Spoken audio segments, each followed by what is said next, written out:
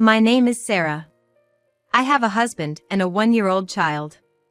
I married Thomas shortly after we found out I was pregnant. In other words, it was shotgun marriage. Before marriage, I worked at a clothing manufacturer. Since I was a child, I've been interested in fashion and loved choosing outfits, so it was a dream job for me. Thomas worked at an event company in the same building as mine. We'd occasionally run into each other in the elevator until one day, Thomas asked, "Would you like to grab a bite sometime?" Thomas was tall, well-dressed, and quite handsome, so I was over the moon when I said yes. After few dates, we began seeing each other. With Thomas working at the event company, he often had to work on weekends and holidays, so it was difficult to spend free time together, but every moment we got together was exciting. Thomas always dressed stylishly and his fashion sense was just my taste. Looking back, I, who didn't have much dating experience, was head over heels for Thomas. Having him by my side felt like enough. So, when I found out I was pregnant, I was overjoyed. And I thought there was no happier thing than this when Thomas proposed to me. But looking back, it wasn't the beginning of our happily ever after, it was the start of some hard times. After getting married, we moved into a condo. While it wasn't upscale, it was a 3-bedroom unit, modernly renovated, and I absolutely loved it. Life in our new home was joyful, and Thomas always seemed to enjoy the meals I made. While Thomas was still swamped with work and often wasn't home on his days off, he was kind when he was around and often took care of me, making me feel cherished. By the time spring rolled around, I safely gave birth to a baby boy. Thomas seemed extra happy that it was a boy and would take pictures of him daily, showing them off. Hoping he'd grow up kind-hearted, we named him Anthony. However, during his 3-month checkup, we found out he had a heart condition. Even though I had arranged a flexible work schedule after Anthony's birth, his frequent hospitalizations made it difficult for me to continue working. So, a few months ago, I officially quit and have been a full-time homemaker, supporting my husband and child. However, lately, I've noticed a change in Thomas's behavior. He used to be quite hands-on with chores and child-rearing, but since I stopped working, he's stopped helping entirely. Even though I'm a stay-at-home mom, Anthony still can't walk at 1, and with his frequent physical therapy appointments at the hospital, I don't have a lot of free time. I felt Thomas was spending less time with our child. My anxiety mounted more than ever. Thomas, I get that you're tired from work, but I wish you'd play with Anthony a bit more. Play? He can't even stand up yet. I told you Anthony's development might be slightly behind. You used to help with things like changing diapers, remember? It just feels pitiful looking at Anthony. No one in my family ever had a weak heart. What do you mean by that? Look, now that you're a homemaker, you should handle it. I'm swamped with work right now. With that, Thomas, looking annoyed, quickly headed to the bedroom. That's no way to talk. I couldn't accept what Thomas was saying, but I reconsidered, thinking maybe he's been getting home late and is just stressed from work. Maybe I should have seen Thomas's true feelings then. Ever since I became a homemaker, our income has decreased, so I've been careful with our expenses, but Thomas has been spending money left and right. We were reaching a point where we'd have to dip into our savings. So, I made a suggestion to Thomas. How about we move since the rent for this condo is quite high? I don't want to. I like this condo. He replied, not even looking away from the TV. I get it. I love this place too. But we're in the red every month. Let's find somewhere cheaper. It's because you quit your job, right? You can always put Anthony in a daycare and get back to working. I wondered what he was talking about. Just the other day, Anthony had a sudden health scare and was rushed to the hospital. There's no way I could leave a child in such a condition in daycare. Thomas, do you understand Anthony's condition? We need to save money for his sake. Actually, there's a place with cheaper rent near the hospital. It's an older 2-bedroom apartment, but I think it's enough for the 3 of us. Enough with the Anthony. Stop making everything about him. His sudden outburst took me by surprise. We can live because I work every day. I'm not gonna move to some rundown place. But if we keep this up. Ugh, I'm in a bad mood now. Gonna go out for a drink. Thomas left, slamming the door behind him. Anthony started crying at the sound of his father's shouting. And tears welled up in my eyes too. Did I really do something to deserve being yelled at like that? Thomas used to be so kind when we got married. But ever since he found out that our child had developmental delays and a weak heart, he's become increasingly distant. To me, no matter how Anthony is, he's a precious being I truly love. It saddened me that my husband, Anthony's father, didn't seem to feel the same way. As I comforted Anthony, he shifted from crying to smiling in my arms. Seeing Anthony's innocent smile always calmed me down. I made up my mind. I'll think of ways to earn money while taking care of Anthony. I won't bring up the topic of moving again. I started making and selling handmade accessories and trinkets. I've always been interested in crafts and was quite handy, so when I began selling using online apps, they became quite popular, selling out quickly. At first, it was just a bit of pocket money, but gradually, as I gained customers and started taking orders, I began earning as much as someone would in a part-time job. Thomas seemed to think of it as just an extension of my hobby, but working while looking after Anthony was quite challenging. Still, I was able to save up little by little, which gave me a sense of stability and boosted my confidence. One day, as apple trees started to bloom, Anthony began acting strange. I thought it was one of his usual episodes, but he wasn't focusing and didn't respond when I talked to him. I panicked and called an ambulance. Inside the ambulance, holding Anthony's hand, I kept saying, "It's gonna be all right, Anthony. We'll be at the hospital soon." But he barely reacted. However, I thought I heard a faint mommy from him. But by the time he was taken into the hospital, he was in cardiac arrest. They have started CPR immediately, but it was in vain. My little Anthony has passed away. He was just 15 months old. After losing Anthony, I felt empty. I didn't feel like doing anything and didn't want to meet anyone. I couldn't accept the fact that Anthony was gone. Although Thomas shed tears for Anthony's death, by the next few days he was living as if nothing had happened. Seeing my deep sorrow, he said, "Anthony had been ill since birth. Maybe this was his destiny. I know. But I still can't believe he's gone. We'll probably be blessed with a healthy child next time. I hope it's a boy again." I looked up at Thomas, shocked. His insensitive words deeply hurt me, making it seem like Anthony never existed to him. "Thomas, I'd like you to be thinking about Anthony right now. What gives? I'm fed up with your 'I'm the only one suffering' attitude. I too dreamt of playing with a healthy son. It wasn't supposed to be like this." "What do you mean?" "To be frank, Anthony has been a burden.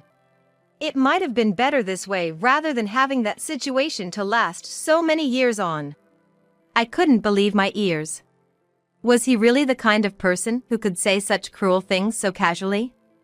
Sure, there were many challenges with Anthony, but I'm grateful that he came into this world. "I just hope you never forget our beloved son." I honestly conveyed my feelings to Thomas, but I doubted my words reached his heart.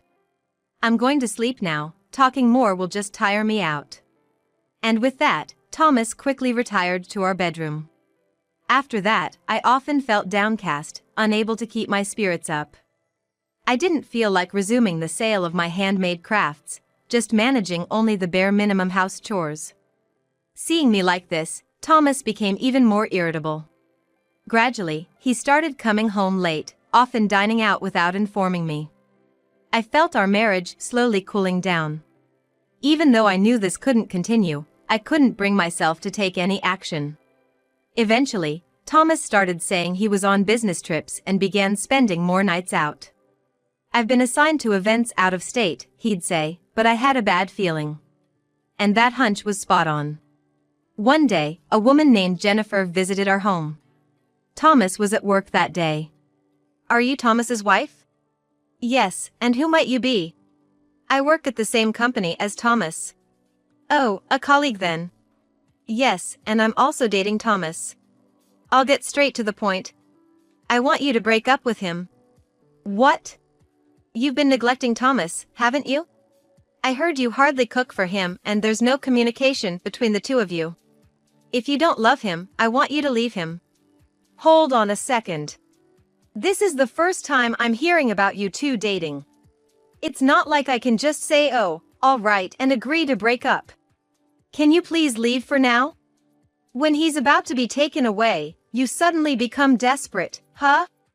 But Thomas loves me. He even said he's been doing well in his job because of my support, and that includes support in his personal life. Apparently, he feels irritated being around you. Why did I have to be told such things by this woman who suddenly appeared? Trying to suppress the rising anger, I looked straight into Jennifer's eyes and said, "Please go home." Jennifer seemed like she wanted to say something else, but reluctantly left. Later that night, when Thomas came home late again, I confronted him about what happened earlier. "What's going on? Are you dating Jennifer?" "We're not dating. She's just a junior colleague at work. We just went out for dinner a couple of times." "You've been getting support from Jennifer in your personal life, haven't you?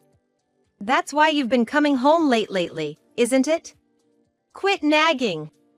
You're always moping around at home and won't do a thing, so don't act all high and mighty." I was taken aback and stared at Thomas. Without meeting my gaze, Thomas opened the fridge and took out a can of beer. Ignoring my presence, he turned on the TV and started drinking. I was too shocked to say anything and just stood there. A few days after the incident with Jennifer, I received an email from my best friend from college days, Margaret. It was an invitation from Margaret to reunite with our college classmates who had majored in fashion design. Back in college, it was a time filled with dreams and hopes. My relationships with these classmates, all of whom had studied fashion design, were different from my other friends. They were the ones with whom I could truly be myself. Maybe I should go. But on the other hand, most of my classmates had made it big in the design industry. I felt too broken and embarrassed to show myself in front of them. While I was lost in these thoughts, my phone rang. It was from Margaret, the friend who had sent me the email. "Sarah, it's been a while. Are you okay?" Hearing those caring words from my best friend after so long, I felt she truly understood my current state. "I'm not sure if I'm okay," I said, tears welling up in my eyes. "I'm off today. Can I come see you?" I was overwhelmingly happy, feeling the love and concern from my best friend who was ready to be by my side immediately. "I want to see you too." Within an hour, Margaret was at my house. Then I told her about the passing of my beloved son, Anthony. "I didn't know. You haven't changed, still keeping all the pain to yourself. It must have been tough, right? Sarah, you really did your best," Margaret said as she prayed in front of Anthony's memorial plaque and photo. "He looks so happy in this photo. Feels like he's saying thanks, Mom, to you." Hearing those words, my tears just wouldn't stop. On the last day when he was rushed to the hospital, I felt as if Anthony, unable to speak, was calling me Mom. Maybe he was trying to thank me back then. I told Margaret about it and sobbed uncontrollably. Throughout, Margaret gently rubbed my back until I calmed down. After crying my heart out and calming down, we reminisced about the good old days. I had dreamed of becoming a top-notch designer. It felt like we were back in those fearless days. "So, about the upcoming class reunion, we've decided to get together with the crew we always hung out with." Back in our college days, Margaret, I, and 3 others ran an online store. We even had our own brand name and made decent sales. But as we started our jobs, we all chose different paths and decided to close our online store. Now, most of us have reached a point in our careers where we feel certain limitations in our organizations. That's why we're talking about reviving our brand. Really? That's awesome. But can I be a part of it? I'm just a stay-at-home mom, you know? What are you talking about? Weren't you selling handicrafts up until recently? That's the spark. Everyone knows, Sarah, you've got a great sense of style. You had customers coming in quickly, and we were all wondering why you stopped recently. It sort of made us feel nostalgic, I guess. Seeing my handicraft sales, Margaret and the others were reminded of the passion from our student days. That's why they felt the urge to seriously start up our brand again. Apparently, that's what the reunion was about. If you guys are okay with it, I'd love to work hard alongside everyone again. Hearing me, Margaret gave a gentle smile. It had been a while since I felt this positive. Afterwards, we steadily prepared and launched our brand. Margaret and the other three have worked in renowned design firms and in the fashion industry. We all had our own collections and our brand made a grand debut. When I started the new venture, Thomas seemed uninterested. But when our brand started getting media attention, he changed his tune. You must be making a lot more money now, right? I was thinking of getting a new car, what do you think? I'd rather not spend recklessly since we've just started and it's still unstable. Plus, we've only had the current car for 3 years, haven't we? I replied. But as usual, he snapped, don't act so high and mighty. You have all this because I've been supporting you. However, his words didn't shake me as much as they used to. I felt like I was slowly finding myself again. But an event occurred that plunged me even further into the depths of despair. The day before Anthony's first death anniversary, Thomas suddenly had a business trip and said he couldn't make it. What do you mean? It's an important day, isn't it? Couldn't you have changed the business trip for a day like this? It's a project I'm in charge of, so of course I can't. Besides, let's just drop it. I want to forget about Anthony. Go visit the grave by yourself, okay? I thought he was the worst. The trust between us as a married couple had been crumbling for the past year, but today's words made something inside me snap. I get it, I'll go alone. I'll take care of your important matters alone too. Thomas looked puzzled but left hurriedly, as if feeling guilty. Thomas was not on a business trip. It was a trip with his lover. And the partner was not Jennifer. Fed up with Jennifer, who was pressing for marriage, Thomas had found a new girlfriend. I saw it all. But it was thanks to Margaret. A few months ago, when our brand started, Margaret brought up something important. Sarah, do you know about Thomas and forgive him? His affair? I know about it. A woman named Jennifer came and yelled at our house once. I answered, looking down. It's not that. Actually, Thomas's event company had a deal with my former workplace. So I know Thomas's immediate boss well. Thomas is a natural womanizer. He even had a girlfriend when he married you. Not Jennifer either. He had been flirting with that girl for a year. She was serious, so her heart broke and she couldn't come to the company anymore. No way! Indeed, Jennifer was a cute woman, but she seemed serious. I'm sorry, actually, I've known about this since the beginning of your marriage. The boss was worried about you, and I thought Thomas must be up to something, but I never thought he'd be such a scumbag. Sarah, maybe you should live your life the way you want from now on. It's weird coming from me, who's not even married, but... Margaret, thank you. If it wasn't for you, I might not have recovered yet. I'll take your words to heart, and I'll decide what to do for myself. At that time, I firmly believed that I wouldn't look down anymore and would keep walking forward. That's why that day was the last chance for Thomas. I hoped that if Anthony felt the same way as a son, we could have another talk. But Thomas wasn't feeling that way at all. He even wanted to get rid of his memories of Anthony. That's why I decided. Actually, Jennifer was not convinced at all and was preparing to sue Thomas for sexual harassment. I intend to assist Jennifer as a witness. I also made up my mind to divorce him. Once the facts are clear, divorce will be inevitable regardless of his intentions. I held a memorial for Anthony's first anniversary while he was away. I wasn't alone. All my coworkers, including Margaret, attended. I'll never forget this favor. Then I packed my belongings and moved into a secure high-rise apartment that Margaret introduced to me. I got several calls from Thomas in the next few days. Ignored the first 10 calls and answered the 11th. What's going on? I haven't heard anything about a divorce. Oh, you're back. You have a partner, so it's just right, isn't it? That's not the point. Jennifer's suing me for harassment, and it's causing a mess at work. Can you help me out a bit?